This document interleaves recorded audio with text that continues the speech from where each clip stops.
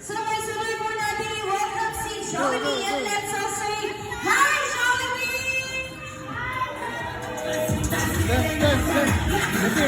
Ayan, syempre later, meron tayong opportunity to take a selfie and bond with our best friend Jollibee. At this time, syempre, kailangan po narito si Jollibee para magsaya sa atin this weekend. Syempre, nakatili po si Jollibee para ipakita sa inyo ang Happy? dance Happy? Love mo si Jollibee? Kiss Papa. Tama, pero huwag na natin patagalin pa. Once again,